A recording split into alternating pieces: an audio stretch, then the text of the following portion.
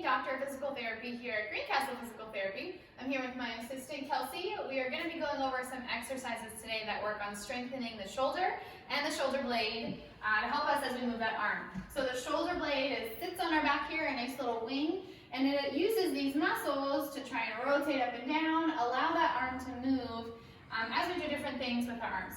So this exercise is called Blackburns, and we are going to be laying face down. You can use a bed.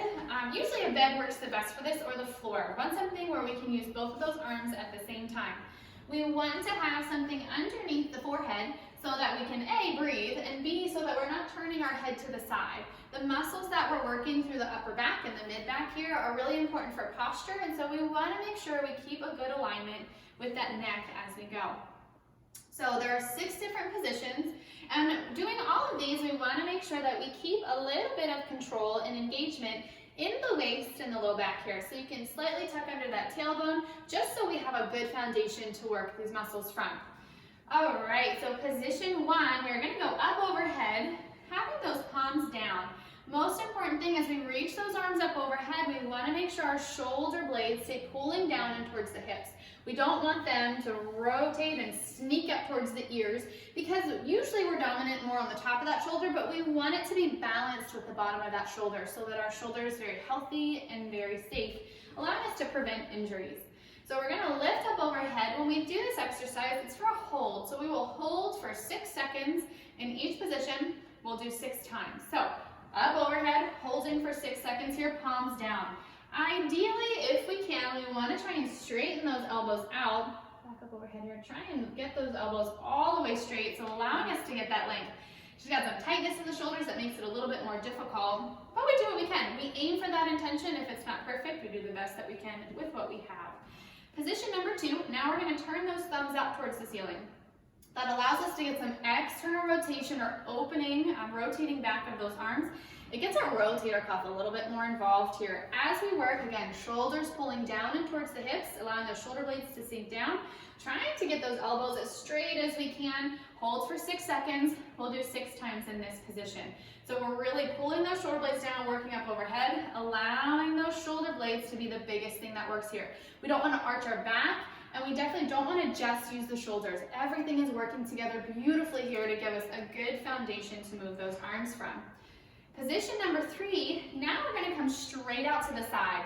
Most common mistake I see with this one is we try and use only those shoulders, and those arms are kind of down a little bit.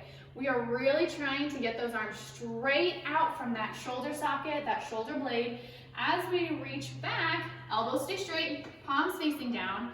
Again, with this one, we don't want these shoulder blades to sneak up towards our ears. So we're still trying to pull those shoulder blades down and towards the pockets to really open up that mid-back and that chest and allow everything to work together.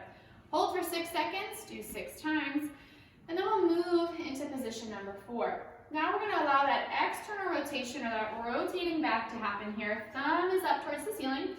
Again, we want to make sure we are not just using the shoulders. So shoulder blades are pulling down and back, and we really want those arms coming straight out from that shoulder socket, elbows nice and straight. As we hold for 6 seconds, feel the burn. These should be getting the muscles nice and fatigued. That means we're working them. They're going to get stronger when we ask them to work in that manner. As we want to lower down nice and slow too. Always lowering slowly just to train our body to control all of our movements well. As we go into position number 5, now we're going to get into a field goal position.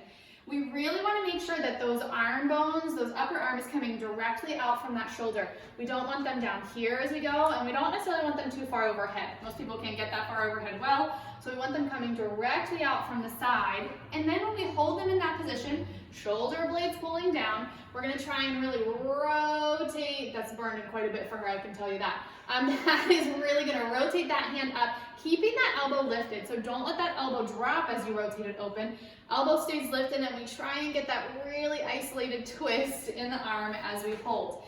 6-second hold, we'll do 6 times. Again, these should be burning quite a bit. You might get some stretching happening too, depending on the tightness that you're noticing in the shoulders. It should not be painful. If it is painful, then try and fix your position a little bit. Maybe go to a different exercise, and maybe you can only do a couple of these positions at first. You may not be able to get all of them, and that's okay. Do what you can and listen to your body.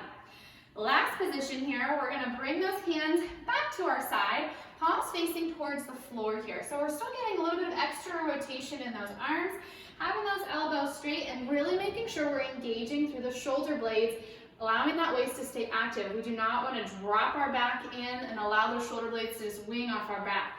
So they're controlled, coming down. Make sure you breathe while you do these. Forgot to mention that. That's very important as we go. We want to be breathing, especially when we're doing any kind of a hold. Our gut reaction is to hold our breath. We want to keep breathing because we shouldn't hold our breath as we do normal things every day.